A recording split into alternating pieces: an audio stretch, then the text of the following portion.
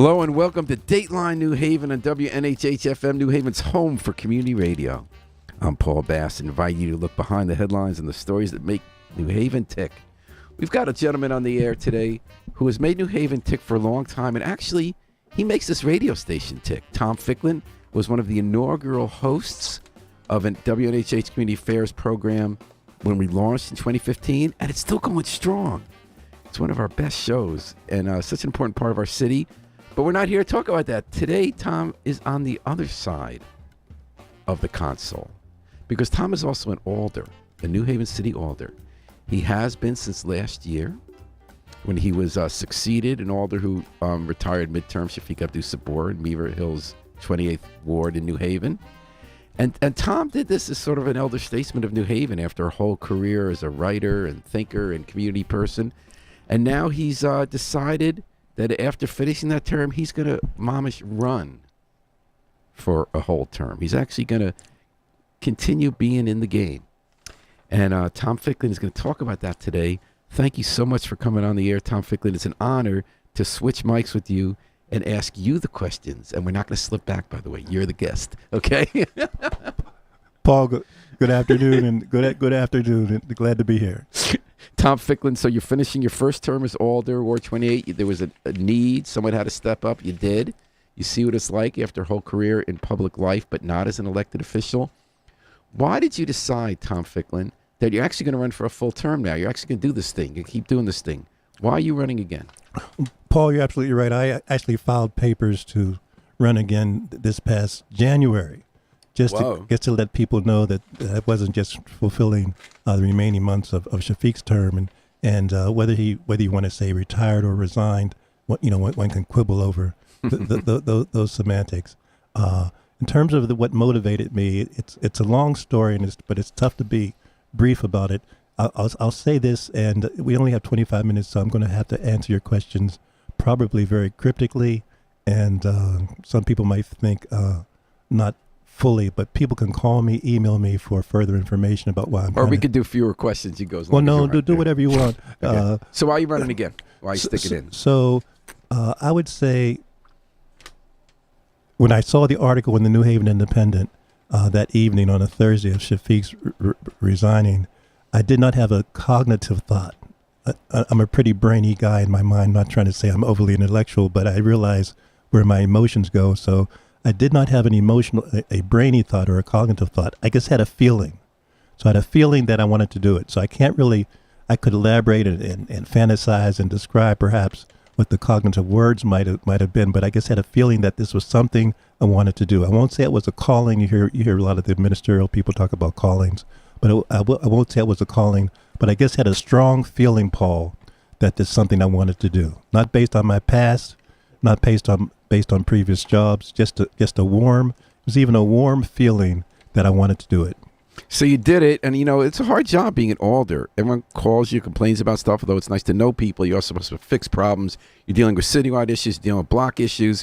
And what's interesting to me, Tom, is some people become an alder as a way to try to begin a political career. Justin Elliker became an alder and immediately had his eye, what's my next office?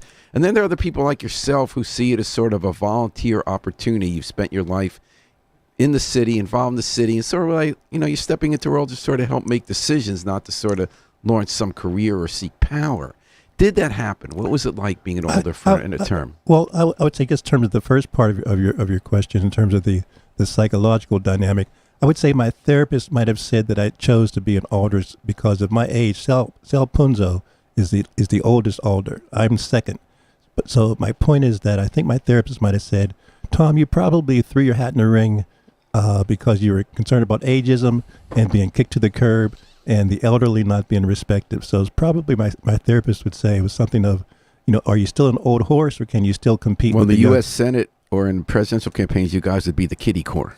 And off the record, and I hope people hear me clearly, Trump and Biden are my inspiration. If they can still remain in the public eye at their age, the AARP crew, the ageism crew, what does it mean about be a senior citizen? We need to lift up those two people and hear me clearly about their still remaining civically active regardless of their ideology and your opinion about them. How old are you, Tom? So I'll be 75 this coming July. You mean, so you're 74? I phrase it that way just to kind of phrase that I think you want to think about life as aspirational, visionary, future thinking, and not just locked into to the current day. So Tom Ficklin, Alder, Beaver Hills, finishing a partial first term, running for a full second term. I think you're going to win, Tom, given that no one's running against you, but that's just a theory. No one's running against me. You can write in the vote. That's true. You can write in, and Julia, my wife, will hopefully vote for me, and I'll certainly consider voting for me. So hopefully we'll have at least 2 votes. So Tom, what was your highlight of your first term? The moment that sticks out most in your mind? Yeah, this is the thing where I think I respect the phraseology of your question. But I think you got to look at life as being a learning experience. Every day is a highlight. Every call I get is a highlight. In terms of categorizing and rating what was most the highlight or the low life, all these events in your life, I think, accumulate. There's something you can learn from. So every Fair day, point. Can you just pick one at random, not the most? So pick a moment that said, this is where I do this. This is where I made a difference. This is why I like it. This is why I want to run again. It's tough. I'll say some of the over the last year, the last 14, 15 months, getting direct feedback from the various department heads, getting various feedback from the constituents. I had a lady that shared with me a list of sidewalks that she walked through the ward, took pictures, and identified the sidewalks that needed to be repaired. So I have a lot of folks in terms of civic engagement, whether you have a political designation or if you're a ward chair or whether you're an elected official, whether you're just a citizen, folks throughout the 4,500 people in Ward 28 that have just kind of come to my rescue. What happened with the sidewalks? In terms of what happens with sidewalks, as you know, sidewalks have been an issue, I think, from the invention of sidewalks in cities. And so in terms of the repair of sidewalks in the city, that's a systemic issue. It's a systematic issue. And so when you say what happened, there are some sidewalks in Ward 28 that are designated for repair, but there are sidewalks throughout the city that are designated for repair. One thing I've noticed this term, Tom, is you show up. Whether it's new courts in Edgewood Park, whether it was I remember there was a shooting that really upset people on, I believe it was Winthrop. And you were out there doing something you kind of used to do when you weren't in Alder, which is letting people know about stuff. You got people out that there were going to be police officers and mental health people knocking on doors. And you had people out knowing that and walking along. And I noticed you like at the Special Services District when they're talking what you can do about vacant properties. Right. Do you see that this kind of what is like a continuation of showing up and getting good information to people so they could be involved in their city? Is that sort of your main calling? I had a chance to teach for 2 years at Gateway Community College in terms of communications. And as you know, I've been involved with the radio station since 2015 and the inner city before that, and communications officer for the Empire New Haven. And actually, Paul worked for the Urban League back here in New Haven from 1975 to 1978 as director of health and education. We have these terms, civic engagement and being polite to people and being in the game. Whatever word you want to use, the pursuit of life, liberty, and happiness is an evolving situation. It's just not a dream. It's not just an MLK dream to be a daily walk. I think you have to be in the daily walk, the daily run, the daily. So I've been kind of I'll use the term addict or passionate or committed or even crazy to remain believing that there's something. If you're at a place in your life, and I've been blessed in being in places in my life to be external more than internal. I think that's the key, Paul. Every job I've had the opportunity to be in the public eye. I will say every job I've had has been a result of social discrimination and government intervention. You know, one issue that's risen in your ward since you've been the Alder is the future of the Armory on Goff Street, right across from the park. It's unused. It's huge. It has a lot of potential and a lot of challenges. There have been community meetings you've taken a real part in about what should be the future. Do you have any thoughts, Tom, of what you'd like to see happen with the Armory? Yeah, in terms of the Armory, let me just mention as a backdrop in terms of Ward 28, we're rich with people and we're rich with institutions and we're rich with energy. If you think of the Armory and what that vision might be, if you think of the monopoly board, if you will, of Ward 28, if you think of Bethel Church, which is almost 200 years old, celebrating its 200th anniversary, if you think of the Field House, if you think of Bowen Field, if you think of Next Haven, just as an example, if you think of Beulah Land, Beulah Heights Church is in Ward 28, and not only the church, which is celebrating its 100th anniversary next month, but also the Development Corporation. So we have and Get 'em Boy, Go Get 'em Boy boxing grip. You think of that War 28. There's so many rich infrastructure, rich institutions, rich people in terms of our economic wealth. A lot of people that live in War 28 make a good sum of money. So the Armory is just another example of where we have city assets that need to be redefined, reimagined, utilized. My sense is, and Eli Rubin folks should reach out to me, and I can share with you the tremendous work that Eli Rubin and his folks at Yale have been doing in terms of envisioning what this new asset can be. And if you think of, again, that the Armory in particular, you have like a thought of what you like? Land is a precious commodity. So so we always have to kind of think of how we can revive and resurrect institutions that are no longer needed. You know, I love the tour you just gave us of the wards. I never realized so many cool things were in Ward 20. I mean, the boxing gym. I mean, Next Haven's this amazing new arts center right on County Street. And you got the Beulah Heights building, that whole new development there. I didn't realize that was in your ward. And you got the field house. So much cool stuff goes on. You know, citywide Alders also looked citywide issues. Before we went on the air, you referenced back in the 90s a series of articles in the New Haven Independent called City for Sale. And there were a bunch of scandals involving ethics, breaches in city government that were kind of endemic and then dealt with by the Alders, actually, with a bunch of laws and public financing. I got the sense from you, Tom, and tell me if this is accurate, that on your time on the board now, you've picked up from constituents that there's still a feeling 25, 30 years later that the city's still for sale. Tell me about that. Yeah, I think this goes back to the founding of this landmass that, in honor to the Quinnipiac folks. You had folks that came over here and seized, killed for the space, and then did not kind of honor the folks that they or pay back in terms of people they took the land from. So I think this American motif of who owns the world, who owns the United States, who's in charge and who isn't. That's a continual dynamic worldwide. So yeah, there are people that still feel that we hear these vanilla stereotypes about gentrification and other things, but really black the issue of black removal, the issue of indigenous removal, the thought that can we all pursue life, liberty, and the pursuit of happiness. That's what makes politics go around, right? Mm-hmm. So, Tom Ficklin, what about the issue of homelessness? That's come into stark relief. You already knew there was a big issue before you came to Alders with the lack of affordable housing in New Haven. A lot of it's being built in your ward now to address that.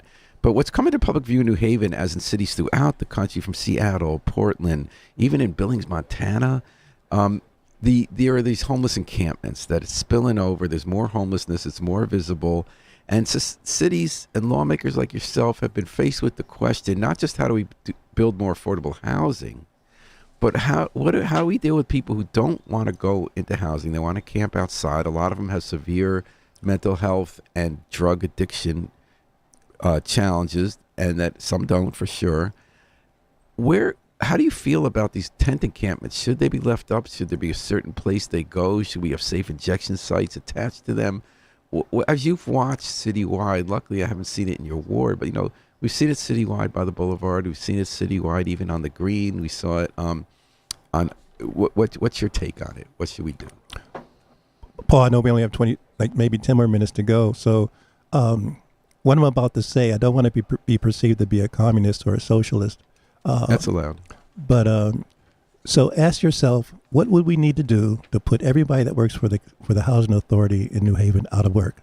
What would we do what has to happen to abolish the need for Karen Du Bois Walton and her staff? So what is Section 8? So there's ways to structure buildings and to provide living space for folks that the government has to kind of intervene. So Section 8 is one example, and the government pays part of that to the private property person, and then the individual pays another amount based on their limited income. But my point is that I was at the National League of Cities last year, and you're right. The quote unquote homelessness problem, whether it's migration across the border, whether it's people whose lives was being destroyed in Afghanistan. This issue of life, liberty, pursuit of happiness, government role, financing is something that we can't neglect. Let me jump to this. Why is it that the American dollar is perceived to be the strongest in the world? I mean, I didn't sign on to say that if I'm in Nigeria, that might have to buy 500 lira or something, or naira rather, to equate to $1. So the economic system, as we do, and I'm not saying that racial capitalism is predatory. People will use that phrase, but I will suggest that we're at an evolving stage of what does economy mean. And I'm not trying to talk about Marx and Engels, but we really have to look at what is valued and how we disseminate true value and fair value across the board. Tom Ficklin is a first-term alder in Beaver Hills, looking for a second term in his own right and facing no opposition, which suggests that Ward 28's cool with the representation they've been getting. Tom Ficklin, what about the rollout of legal recreational cannabis in New Haven? We've seen a whole bunch of dispensaries approved. Right. We've seen an attended smoke shops, which are the big business in town. How do you feel about the way it has been rolled out in New Haven? Who has the dispensaries, where they are, the proliferation smoke shop? Is this the way it should be done? Right.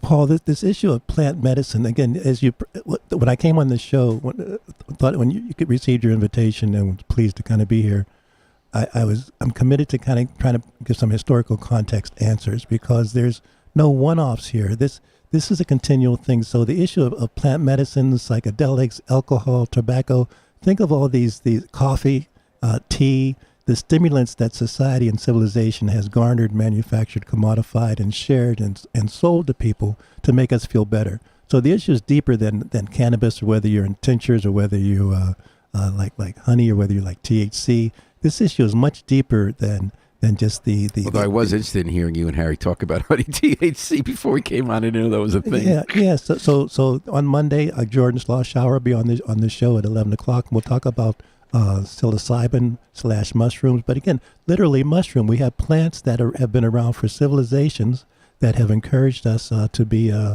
better. There's also a lot of books out about sacred mushrooms. There's a lot of books about the sacred, ecstatic, religious experience being generated by kind of the elevation of the mind through these through plants. So to your specific question, I think Hampton has a different position than New Haven in this regard. But whether it's Hampton or New Haven or Boston or Massachusetts or Denver or Colorado, this issue is not going to go away about the human desire to kind of impact our consciousness. Mm-hmm. And Tom, I did send a letter of support to one of the latest cannabis retail operations in Fairhaven. I did submit a letter of support in that regard. Mm-hmm. And how do you feel about the proliferation of smoke shops? Is that a good thing? Is it irrelevant? Is they're legal? As I say, until we get a handle, until we kind of take the deep dive about what addictions, the human psychology, the need to feel good. We tried prohibition, right, for a while, and we saw what happened there. Yeah. But again, alcohol is still killing people. Cigarettes are still legal. So we can't just scratch the surface and look for a Band-Aid. Various things have metastasized over centuries, and some radical. I don't like the term radical. I don't want to use the term radical solutions, but we really have to take a holistic, new approach, innovative, creative, and imaginative approach to what does it mean to be human. All right. Let me bring you back to the today. We have a new superintendent of schools in New Haven. Our reading scores are very low. They went down in the pandemic. We have very high absenteeism. Do you think the school board is on the right track? And do you have any ideas about what could or should be done differently in New Haven schools? I'm going to do a show in a few weeks with a young lady who's a reading specialist in this regard. And Jesse Turner has been kind enough to co-host for me on several of my shows, maybe 10 or so in the last 12 months. Listen to Jesse tomorrow. And Jesse Turner has been addressing this issue, and the reason I've been blessed to have guest hosts is that I don't know everything. Plus, I need a break. Plus, there are so many experts out here. In terms of reading, Paul, I'm going to stay on my philosophical tip. The young people are rebelling. Young people are rebelling. They're rebelling in their little ways, and they're upset. They're traumatized. They're confused. Think of if you're a young person and the data you've taken from the external environment. So reading is The reading scores are a reflection of the young people not finding hope and faith in society. Not finding hope and faith in society. Okay. It's our duty to encourage them and create an environment that will encourage them to have hope and faith. Any specific thoughts about the school system? Are we doing reading right? Or are we making the right efforts to reach out? In terms of the school system, we have to really ask ourselves, does learning take place behind some walls between 8:30 to 5, or does learning take place 24/7, 365? Mm-hmm. So, Tom, before I let you go, what overall message do you want to send about why you're running for re-election, why you would like folks to vote for you, and why you want to serve another term, long, thankless hours and meetings at the Board of Alders? Well, I wouldn't say there. See, this is the problem, Paul. It's not long and thankless at all. You have to get it. You have to be either a masochist. You have to think that you can either watch a serial on Netflix or you can attend a meeting. Mm-hmm. You can watch the Giants on Monday night or you can attend a meeting. So I think and I'm not saying that the meetings are entertaining, but I'm only suggesting that I'm encouraging folks to kind of really analyze, where do you find your satisfaction? Where do you find your joy? Where do you find your entertainment? A lot of the meetings are entertaining. You have and they matter. The issues being talked about really matter. I think in terms of governance, we want to really think about what does a government mean? What does a governmental system mean today in 2023? Any thoughts on what it means? Yeah, it's an evolving paradigm of seeking freedom and liberation. All right. Well, that's a great note to end on. Evolving paradigm seeking peace and liberation and meaning. Yeah, and freedom, liberation, and meaning. Freedom, absolutely. Liberation. All right. Well, Tom, I always love shooting the breeze with you and going wide. Thanks for coming on the other end of the microphone before you return to your regular place asking the questions on WNHH-FM. Alder Tom Ficklin. We're going to take a little break, folks, for about 5 minutes while Harry Droz reorders the studio. And we're going to return with the crew from the Career Exploratory Program. Firefighters, police officers, and Board of Ed working together to give young people an early start on careers through mentorship and a better life. So hold tight while we listen to the Afro-Semitic Experience performing I Wish I Knew How It Would Feel to Be Free from the group CD, A Plea for Peace. Thank you, Tom Ficklin. Good luck on this hard-fought campaign, and we'll see you on the other side. You might just make it through this tough election year. No mud's being flown. I like that in Ward 28.